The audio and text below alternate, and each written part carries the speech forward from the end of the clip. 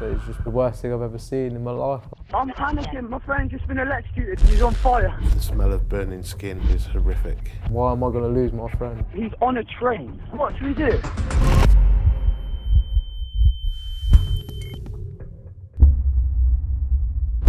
Hubbard just lived for exploring. He was willing to go on an adventure sort of thing, do something different. He'd always be looking for the next thrill. Places we weren't meant to be, things we weren't meant to do. He'd probably be the one that stayed up the latest and stayed out the latest. He's a bit of a monkey, man. Just climb up anything.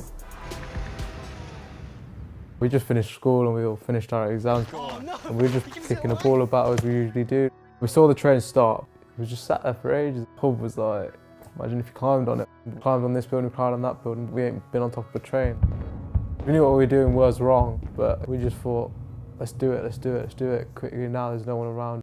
As he went up, he passed me his phone down.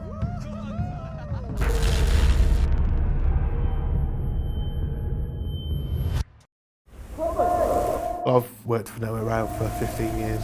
This was by far, I'd say, the worst day of my career.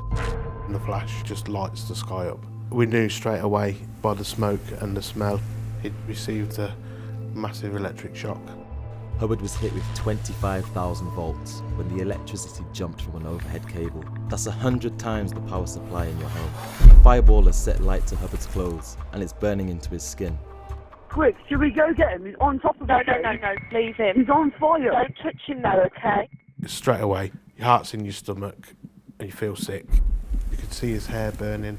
His whole body was smouldering and smoking from head to toe. It's just the worst thing I've ever seen in my life. I just couldn't believe he was, I might lose him. Like. We didn't think he had any chance. Am I going to see a dead person?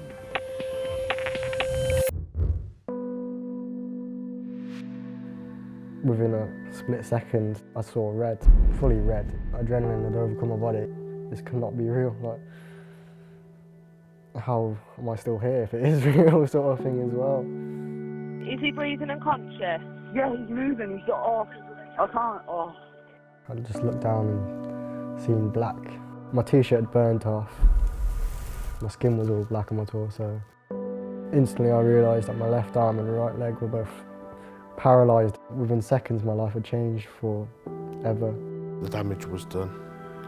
It was just a case of getting him into survival mode now. He's trying to get down. Stop, don't move!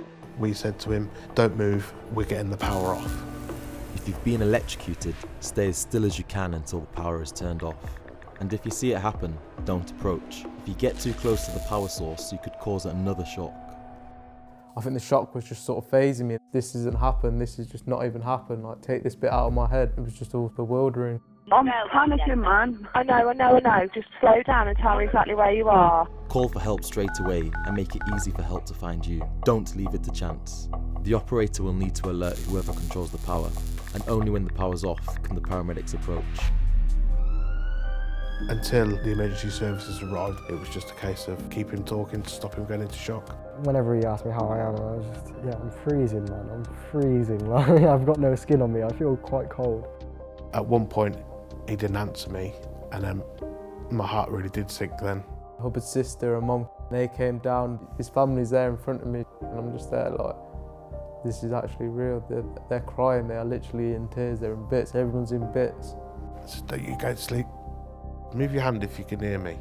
And then I'd just seen his hand move, and I was like, he's still alive.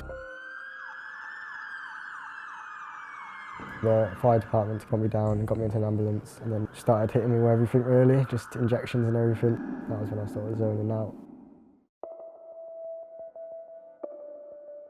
I can remember the nurse coming in and everything and saying, do you want to go see him now, because we've got him, he's sedated at the moment. But I didn't want to see him like that, say he didn't make it. I wanted to remember Hubbard being the person that I remember in school and everything, playing football with that person, like, and that's all I wanted to remember him by. I definitely think it was worse for my family than it was for me, because I was there on all these drugs out of my head. They didn't know if I'd ever wake up again. I had so many open wounds. If I'd got one little infection, that would have just been me gone. When I woke up from the coma, the only movement I had was really my fingers. I could just squeeze a bit and that was it. I was aware that life was never going to be the same again. The electricity that shocked Hubbard passed through his left shoulder and came out to his right foot. causing devastating burns over 57% of his body. An electric shock, it's like a bullet. The hole that it goes in is actually smaller than where it comes out. It's more of an explosion on the way out. So my right foot got a bit of a hole in it.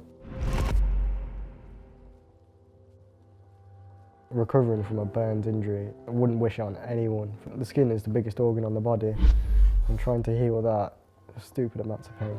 They'd just take skin off my legs and put it on my body. But they were doing that frequently that my legs didn't have time to heal. I always remember my mum saying to me, this is the worst of it, it's only going to get better from here. But every day it was like, oh, can it just not hurry up a bit? But yeah, I've learned a lot about patience. It was learning literally every single thing again. Like you're a newborn baby, really. I had to learn to breathe by myself, then I had to learn to talk, then I had to learn to eat, and to learn to walk. I was just being cared for completely by other people.